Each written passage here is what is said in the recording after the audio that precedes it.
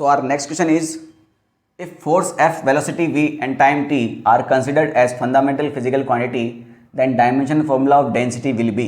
तो डेंसिटी का फॉर्मूला बताना है एफ वी टी की फॉर्म में।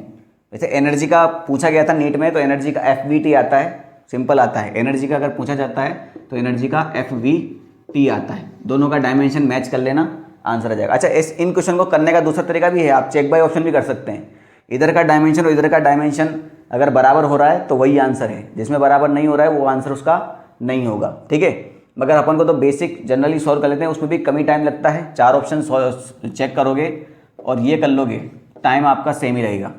अच्छा, ठीक है ना। अगर वैसे इसमें जो फॉर्मूले क्वेश्चन आते हैं अच्छे वाले, वो GHC वाले आते हैं, बहुत बढ़िया क्वेश्चन आते हैं। आपको मास इन टर्म्स ऑफ GHC ये आ चुका है 2024 में, length in terms of GHC और time in terms of GHC, ये क्वेश्चन आ सकते हैं आने वाले टाइम पे, या 2024 के अप्रैल में आ सकते हैं, या फिर उसके बाद भी रिपीट तो होंगे ये तो गारंटी है, ठीक है। चलिए इस क्वेश्चन पे आ जाते हैं अपन। तो पहला स्टेप क्या होता है हमारा, डेंसिटी जो है वो किस ऊपर डिपेंड कर रही है, एफ वी टी के ऊपर। तो हम लिखते हैं एफ का पावर ए, वी का पावर बी और टी का पावर सी, स्मॉल टी लिख देते हैं। ये तो सबको पता ही है भैया, पहला क्वेश्चन कैसे लिखते हैं, ये तो क्लियर सी बात है। यही नहीं आएगा तो फिर आगे क्वेश्चन बढ़ाने का क्या मतलब है। अगले स्टेप में हम क्या करते हैं, इन सब का डायमेंशन इक्वेट करते हैं, इक्वेशन बनाते हैं और सॉल्व करते हैं।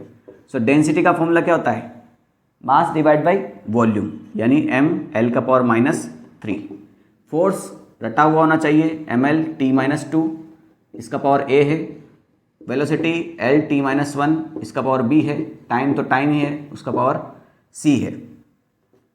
यहाँ m का पावर 1 हो जाएगा, l का पावर -3, t का पावर 0। यहाँ m का पावर हो जाएगा बेटा आपका a, और यहाँ कोई m का टर्म नहीं है तो m का पावर a ही रहने वाला है। l का पावर a, l का पावर b, तो l का पावर a है और l का पावर b है, तो अगर बेस सेम है तो पावर ऐड हो जाएगी, तो ये a + b हो जाता है।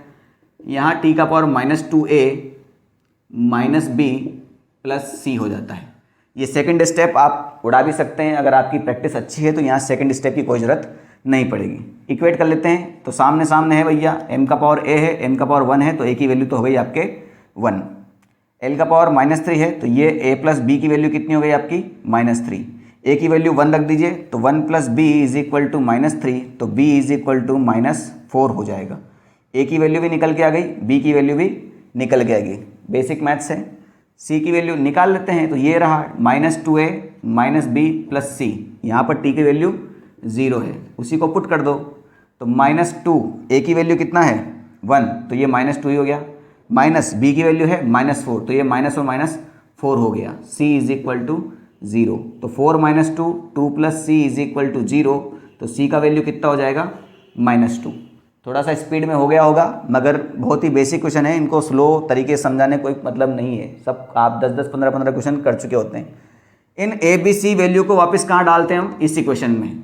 तो रो = एफ का पावर a मतलब 1, v का पावर -4 और c का पावर -2, ये इसका फाइनल आंसर आ जाता है, ठीक है।